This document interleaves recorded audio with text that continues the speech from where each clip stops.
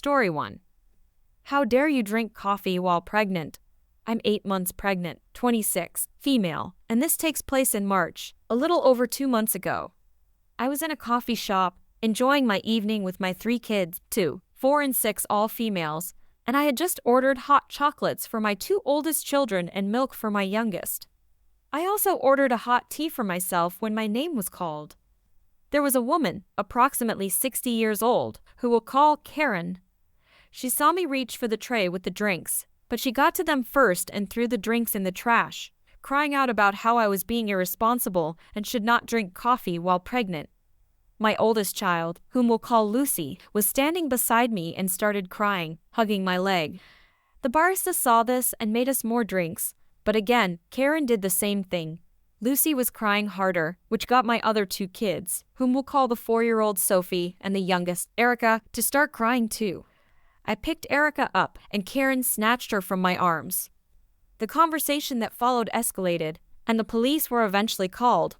Most likely, the barista had called them. The officers asked if I wanted to press charges, as where I am from, it is illegal to touch anyone without their or their parents' permission. If the person is a child under 16, I told them yes. I don't know what happened after the cops took Karen away and returned Erica to me. The cafe refunded me for my drinks, made more, gave them to me, and gave me free pastries, as they felt bad for the situation. Story 2. I have the pleasure of having a Karen as a mother. I'm older now and am no longer in contact with her. This incident occurred when I was a teenager, about 15 years old. We went for lunch at a cafe we frequented. We ordered our drinks and food and went outside to wait. At this cafe, there were 2 outdoor areas, a smoking area and a non-smoking area. My mother decided to sit in the smoking area, even though she is very against smoking. I warned her that this was the smoking area, but she was having none of it. A few minutes later, a small group came into the area and began smoking. Of course, my mother had a problem with that. She started talking loudly to me, so the group would hear her, saying, "Oh my God, what's with the smoking? This is a family establishment. I can't believe these people." I suggested we move to the non-smoking area, but she refused, saying she was there first and the group should move instead. The group either didn't hear her or were ignoring her because they gave no reaction. My mother then directed her comments at the group, saying, "Excuse me, would you mind not puffing your smoke directly at me? This is very disrespectful." She was acting like they were facing her and purposely blowing smoke in her face, but they weren't. A group member replied, "Ma'am, this is the smoking area. We're allowed to smoke here." My mother then got up and went inside, and I apologized to the group while she was gone. A few minutes later, she came back with the manager in tow, claiming the group had been blowing smoke in her face and swearing at her, and she wanted them removed immediately. The manager explained that the group was in the designated smoking area and had not done anything wrong. I'd had enough of this, so I went inside to get away from the situation. My mother stormed inside a few minutes later, saying we were leaving because the customer service was disgusting, and we were never coming back. These threats were very common from my mother, but she never followed through, much to the misfortune of the staff at these places.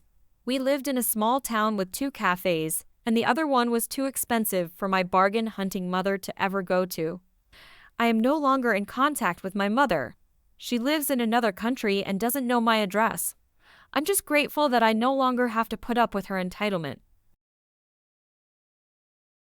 Story 3. Hello, I'm Belgian, so if I make any mistakes, I apologize. A little context first. Every year on the 2nd Sunday of June, it's Father's Day. For Father's Day, I ordered and paid for a small wine rack with 6 wines in it online.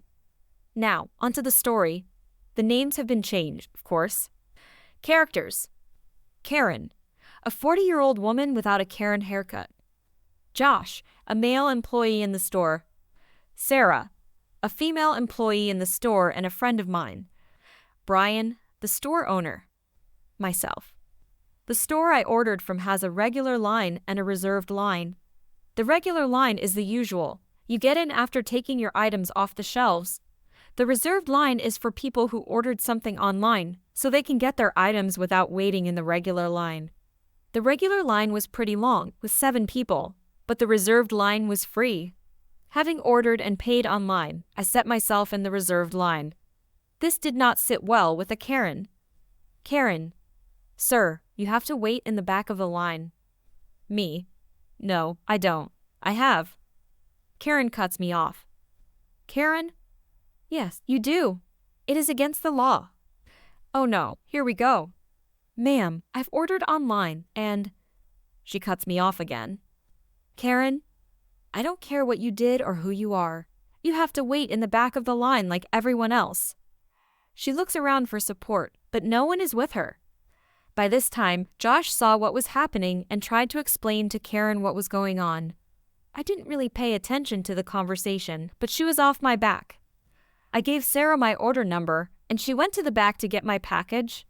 But this would not be a good story if it ended there. During the time that I gave my order and she got back with my package, the other employee was done explaining things to Karen. I don't know if he gave up or if Karen brushed him off, but I got my package, turned around, and saw Karen storming towards me. She took my package out of my hands. I was a bit surprised by how strong she was and threw it on the ground. The wine rack's foot was bent, and 4 of the 6 bottles were broken. Karen: "There.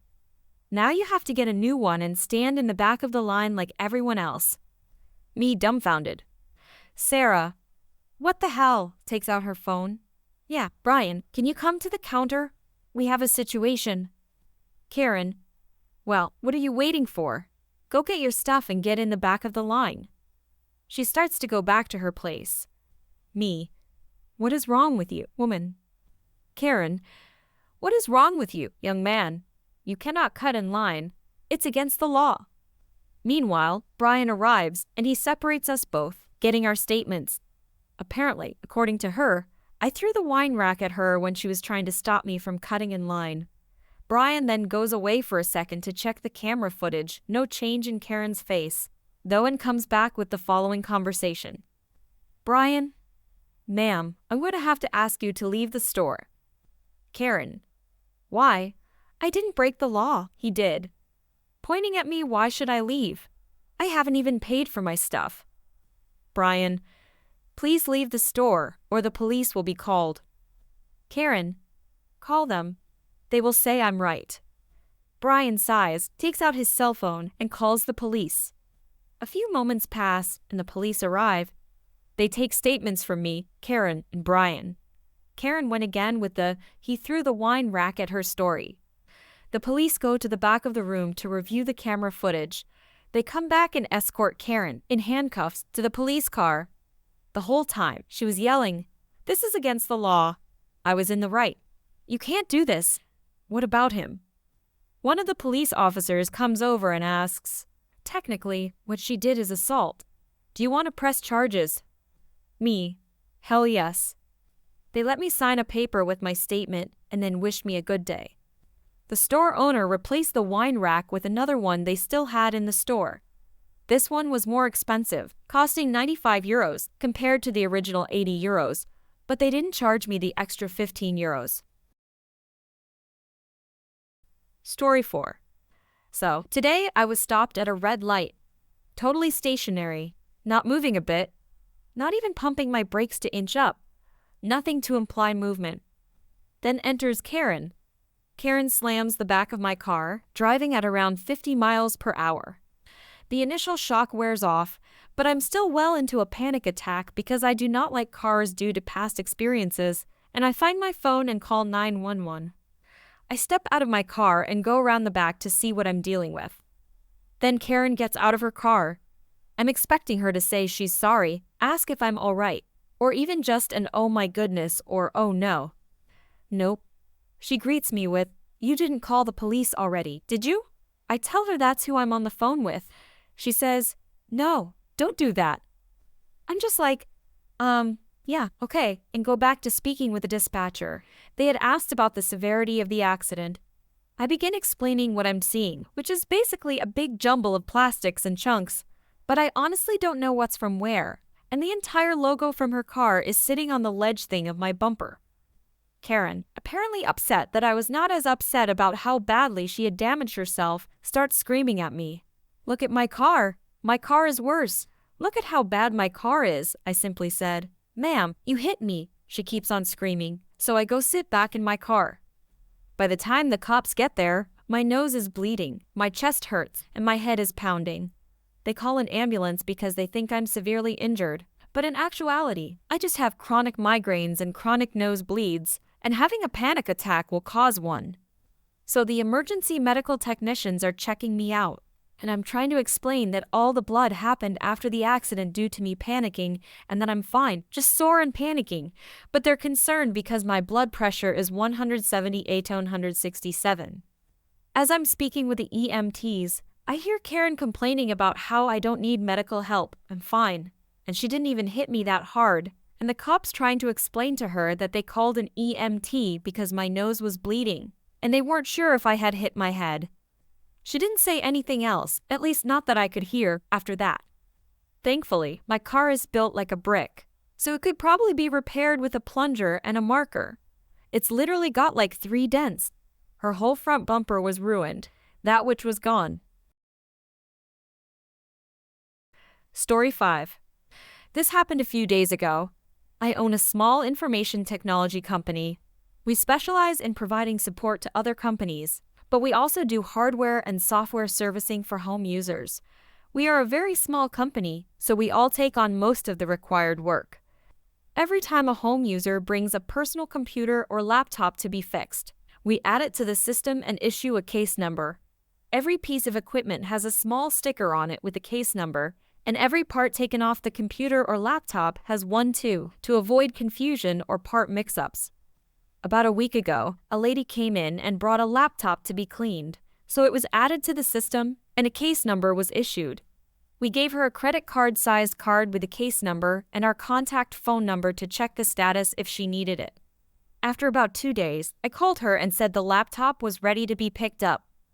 Karen: Hi, I came to pick up my laptop. Me: Okay, what is the case number? Karen: I don't know. I lost my card with the number. Me: Okay, what is your last name? I can look it up in the system. Karen: No need. I can see my laptop on the desk over there. She pointed to a gaming laptop on the service desk where we store hardware that needs to be fixed. Me: I'm sorry, but that laptop is not ready yet. Karen: You called me to pick it up, so I came. Me: It must be some mistake. Can you tell me your last name, please? Karen: Okay, my name is Karen. I looked into the system and saw her laptop was ready to be picked up. I checked the number, and her laptop was on the ready-to-pick-up desk, so I brought it back to her. Karen: This is not my laptop, it is that one. Me: No, madam, it definitely is this one. Karen: But I don't want this one, I want that one. If you're not going to do your job, just call me your manager. I'm going to have you fired. Me: I'm sorry, but that is not possible, as I don't have any manager or a boss. I am the owner of this small information technology company. I can only give you your own laptop, or I can call the police for attempting to steal someone else's laptop. Her jaw dropped, and she kept staring for 5 seconds, then grabbed her laptop and disappeared. Another beautiful day at work. Did she really think we were so foolish that we would let her steal someone else's laptop? Nice try, Karen. I should fire myself then. Story 6. A couple of years ago, my mother died, tragically and unexpectedly, at the young age of 50. It was a horribly traumatizing night and few weeks for my whole family, as I have 4 siblings, 3 of whom were young teenagers at the time. As you can imagine, I was not in the best state of mind for a while after this, but a person has to pay the bills. So, after 2 weeks off, I went back to one of my jobs at a grocery store. It was my second shift back, and I was working the register around 7 in the evening. A middle-aged white man and his 10, 11-year-old son came through my line. The man started out fine, then proceeded to wink at me and make a silly joke. For the life of me, I can't remember the joke. Something anyone in the service industry has heard hundreds of times.